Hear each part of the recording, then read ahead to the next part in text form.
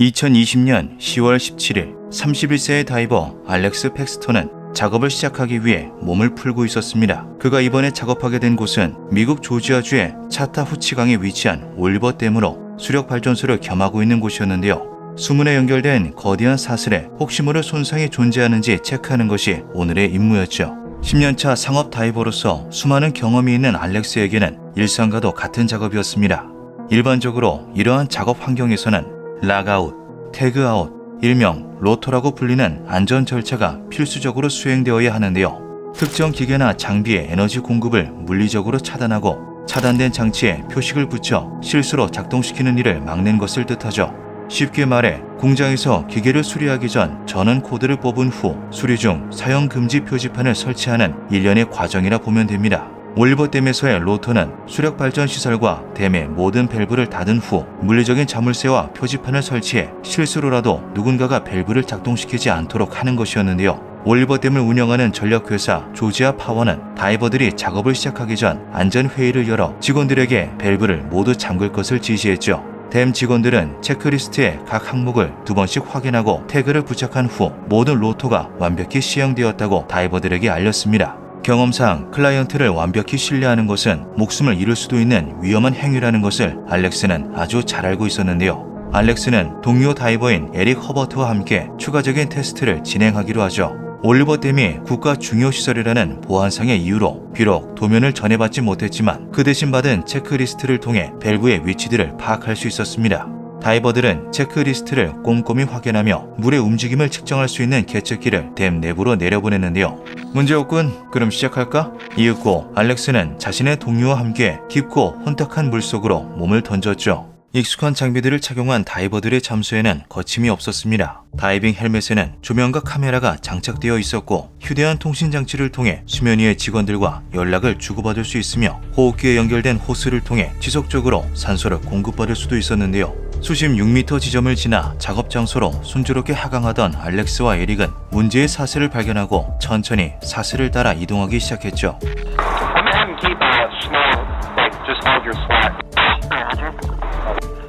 그런데 그때 예상치 못한 일이 벌어졌습니다.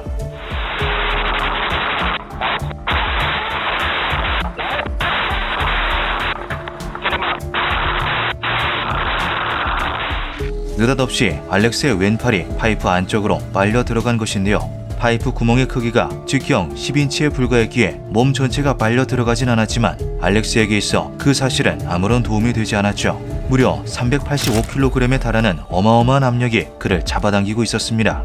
어깨는 거의 뽑혀나갈 듯했고 갈비뼈가 으스러질 기세로 가슴이 벽에 밀착된 탓에 호흡을 통해 폐를 부풀리는 게 불가능할 지경이었는데요. 몇백 번이고 작업했던 익숙한 수심에서 알렉스는 압사당하고 있었죠. 동료 다이버 에릭은 눈앞의 상황에 경악했습니다. 그 역시도 위험에 처할 수 있는 상황임에도 불구하고 망설임 없이 알렉스에게 접근한 에릭은 동료의 팔과 몸통을 잡고 있는 힘껏 반대편으로 잡아당겼는데요. 하지만 압도적인 급류의 흐름은 인간이 감히 감당할 수 있을 만한 것이 아니었죠. 밸브가 하나 열려있어! 빨리 닫아! 지금 빨려 들어가고 있다고! 통신 장치를 통해 에릭의 고함 소리를 들은 지상의 직원들은 크게 당황했습니다. 로터 체크리스트는 분명 완벽하게 확인되었는데 어째서 열려있는 밸브가 존재하는 건지 이해할 수 없었는데요. 사실 이들이 파악하지 못한 중대한 문제점이 존재했죠. 올리버댐은 수문을 열었을 때 수압관으로 흐르는 물이 터빈을 작동시켜 발전하는 구조를 가지고 있습니다. 이때 만약 수압관 내부에 물이 하나도 존재하지 않는 상황에서 수문이 열리게 된다면 터빈을 파괴하고도 남을 정도의 강력한 수압이 형성되며 커다란 사고가 발생하게 되는데요. 댐에서는 이것을 방지하기 위해 수압관 위쪽에 프라이밍 파이프라고 불리는 작은 파이프를 설치해 두었죠. 이를 통해 수문이 닫힌 상황에서도 수압관 내부에 조금씩 물을 채워 넣을 수 있어 대형 사고를 막을 수 있는 것입니다. 이 프라이밍 파이프의 밸브는 수문 뒤쪽에 존재하는 휠 핸들을 통해 잠글 수 있도록 되어 있었는데요. 문제는 로터 체크리스트에 이 프라이밍 파이프와 유사한 다른 수압관 밸브 하나가 통합된 채로 기재되어 있었다는 것이죠. 즉, 실제로 이 항목을 닫힘으로 체크하기 위해서는 프라이밍 파이프를 포함한 2개의 밸브를 모두 잠가야만 했다는 것입니다. 하지만 이러한 사실은 직원들에게 알려지지 않았고 이는 다른 하나의 밸브만을 잠갔음에도 모든 로터 체크리스트가 완료되었다고 착각하도록 만들었는데요. 도면 없이 체크리스트만을 전해받은 다이버들 역시 표면상의 다른 밸브만을 파악할 수 있었을 뿐 프라이밍 파이프의 존재는 전혀 알지 못했죠. 압력을 분산시킬 다른 밸브들이 모조리 닫힌 상태에서 홀로 개방된 프라이밍 파이프는 댐 내부를 최악의 상황으로 바꿔놓고 맙니다. 수천만 톤에 달하는 저수지의 물이 고작 10인치 크기의 파이프에 모조리 압력을 투사하게 된 것인데요.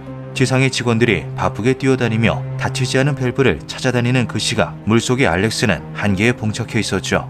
385kg의 압력에 필사적으로 저항하던 그의 가슴 근육은 완전히 탈진해버렸고 알렉스는 더 이상 자의적으로 흉곽을 움직일 수 없었습니다.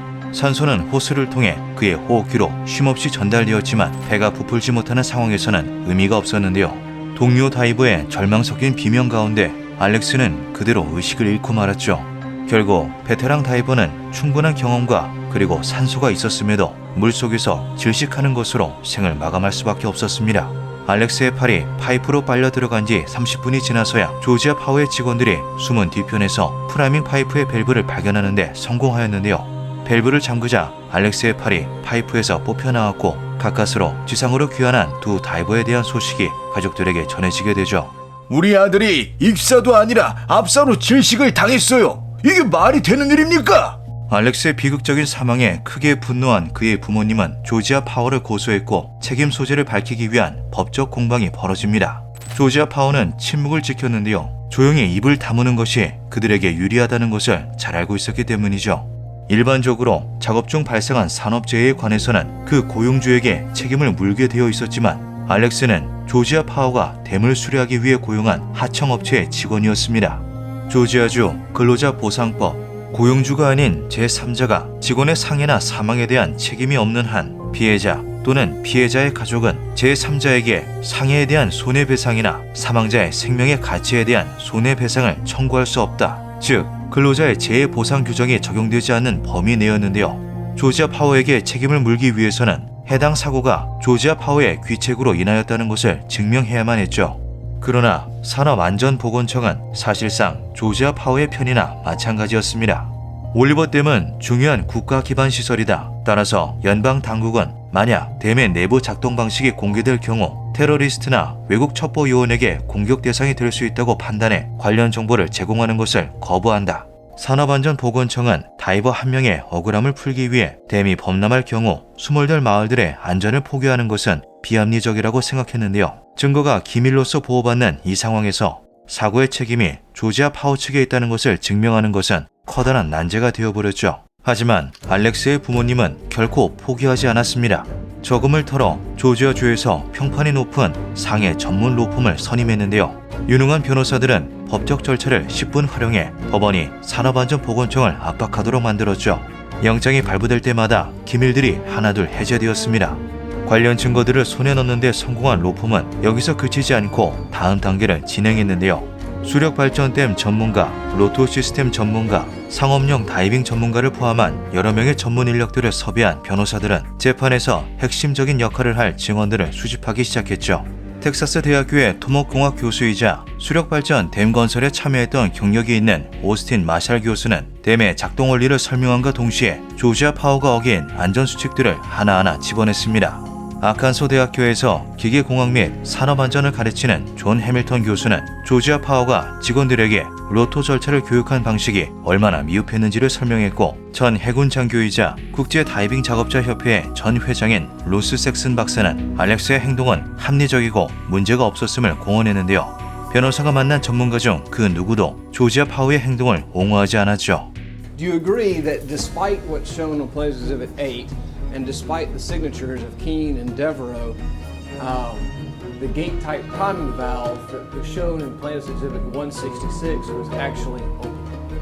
That is correct. The penstock priming valve, when the divers entered the water, the valve was 사고로부터 약 3년 가까이 흐른 2023년 6월 9일 조지아 파워의 대표는 밸브가 열려 있었다는 것을 인정합니다. 법정에 제출된 수많은 증거와 증언들은 더 이상 책임 소재를 회피할 수 없게 만들었죠. Isn't it true that placing the lockbox for Lotto 27 on the active shelf communicates to others who might look at it that all the devices and valves in Lotto 27 are closed. Yes. But as we've established, the gate-style priming valve that was shown in Plaintiff's 166 was actually open, correct? That is correct, but there were mistakes made by Georgia Power employees associated with Lotto 27. Yes, and one of those was that the Lotto 27 record that Georgia Power maintained did not accurately show the condition of the valve. Isn't that correct? That is correct.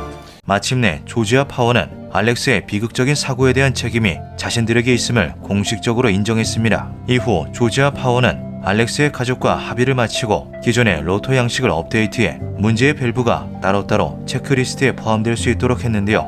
하지만 그날 물속에서 질식한 알렉스에게 이 모든 것은 그저 늦은 뒷수습일 뿐이었죠. 기묘한 밤이었습니다.